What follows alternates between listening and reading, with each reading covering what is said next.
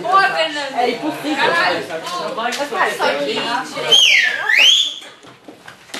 Sempre prazerosa a introdução de uma matéria nova aí. Porque quando a gente está ensinando alguém a pensar numa matéria nova, volta e meia a gente tem que fazer a pessoa desconstruir conceitos que ela tinha na mente dela, né, a respeito do mundo, que são conceitos falsos. É muito normal a gente tentar entender o mundo com nossas próprias ideias. Só que algumas ideias que naturalmente surgem na gente são ideias erradas. Uma ideia errada que acontece na nossa vida toda hora é aquela ideia da inércia, né, que volta e meia a gente tem que lutar para entender. Logo depois que eu larguei a cadeira, se eu fosse representar a cadeira, quais forças atuam na cadeira depois que eu larguei a cadeira? Força normal. Ótimo, se eu fosse desenhar a cadeira assim, né? Tem o peso, tem a normal. O atrito. Depois tem o atrito. É, e uma força pra cá que é o atrito no chão e o atrito contra os ventos também. O atrito total, né? Sim, mas como é que a cadeira foi pra frente se a força é contrária? Como é que ela vai pra lá se a força é pra cá? Mas eu já não tô mais nem encostando nela. Eu continuo indo. Ah, é a inércia. Então isso aqui, cara, eu fico até feliz da galera não se confundir nisso. 90% dos alunos, mesmo depois de estudar a inércia, eles botam uma força pra frente. Porque a gente tem a tendência de acreditar que o corpo só vai pra frente quando ele é empurrado, né? Mas nós sabemos que não, que esse é um erro, que o corpo tende a continuar andando pra frente por inércia. Beleza? Então muito delicado isso, parabéns. Uma outra pergunta, né, ó. Na subida, quais são as forças que atuam no giz? Gravidade.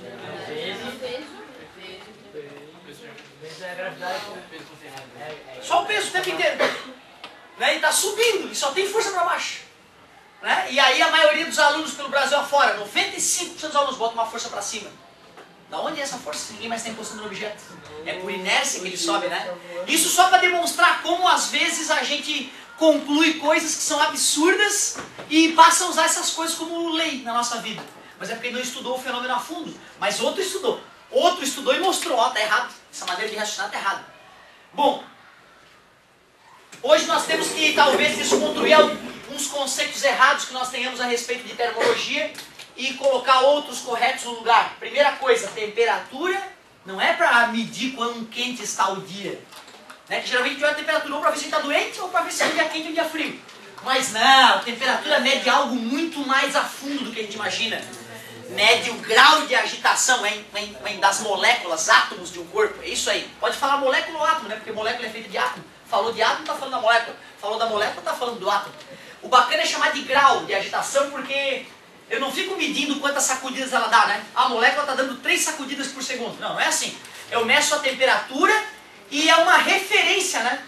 E a partir da aula de hoje nós vamos começar a descobrir que referência é essa. Quem foi o louco que disse que ali é 0, que lá é 1000, né?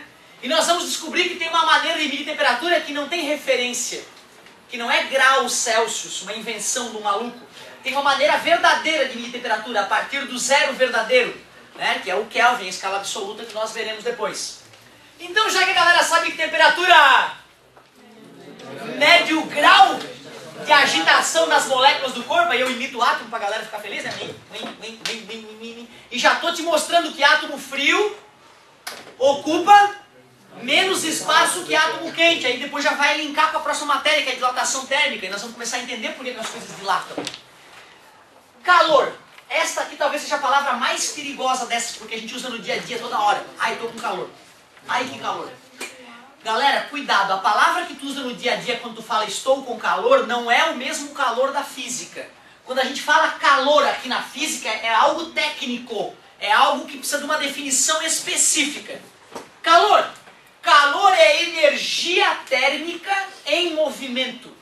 É isto que é calor. Calor é energia térmica fluindo do corpo de maior temperatura para o corpo de menor temperatura. O calor sempre flui do corpo para o de... É uma lei natural, né? A natureza reage dessa maneira. Então, essa aqui eu não vou escrever porque eu vi que a galera está manjando já, mas essa aqui eu vou citar a definição de calor. Energia térmica em trânsito. Em trânsito.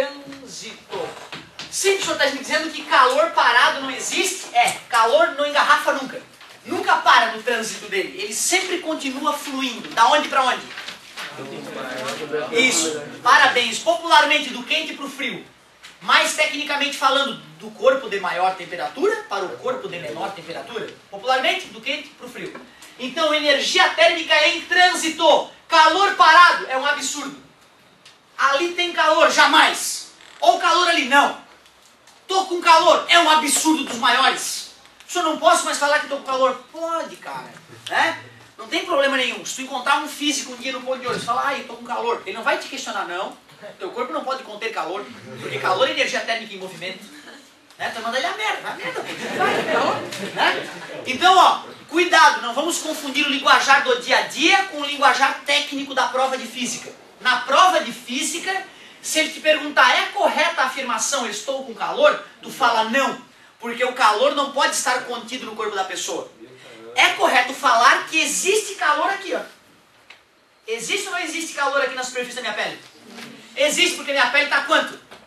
36, o ambiente está uns 20 e poucos. O meu corpo está mais quente que o ar. Então existe calor fluindo do meu corpo para o ar o tempo inteiro. Mas ele está fluindo. A gente não vê ele, certo? Então cuidado.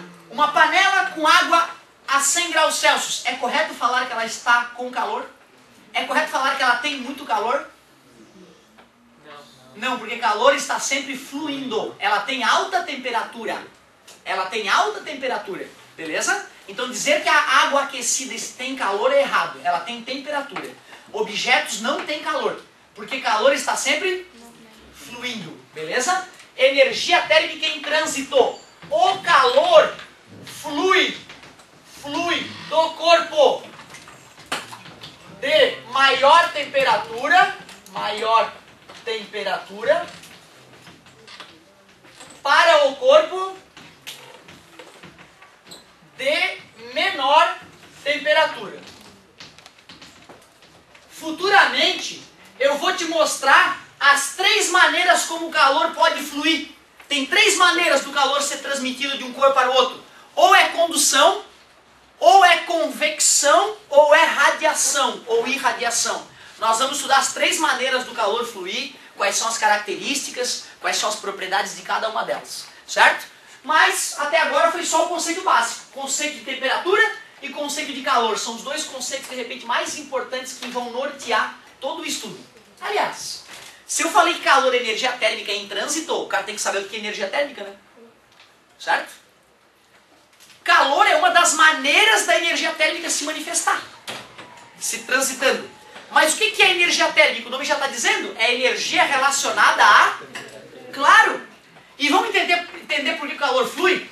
Imagina que eu sou um corpo aquecido. Como é que meus átomos estão? Agitadão. Eu sou um corpo agora aqui do lado mais frio. Como é que os átomos estão? Aí tu imagina, o cara esse cara aqui que está assim, ó. E esse cara que está aqui, ó. Se eles estão em contato, o que vai acontecer? Parte da agitação do cara agoniadão vai começar a dar umas pancadas no cara que está aqui na paz e vai dar uma agitada nesse cara aqui também, né? Concorda comigo? Dá para entender, né? Porque o calor flui, né? Porque a vibração de uma molécula começa a sacudir a molécula que está agarrada nela. 2 moléculas de mão dada. Essa aqui esquentou. Ó, a outra estava parada. Certo? Essa aqui esquentou. Se elas estão de mão dada, concordas que parte da vibração é transmitida? É intuitivo, cara. Não tem nada demais. Então, energia térmica é a energia relacionada à temperatura de um corpo. Se eu aumento a temperatura daquele corpo, o que acontece com a sua energia térmica? Claro. E até o movimento das moléculas vai ser mais intenso, né? Um movimento mais intenso tem mais energia dentro de si, é claro. Certo? Legal. Então começamos a entender um pouquinho mais sobre temperatura, calor e energia térmica. Só vou trocar a bateria aqui que hoje eu esqueci de carregar de madrugada.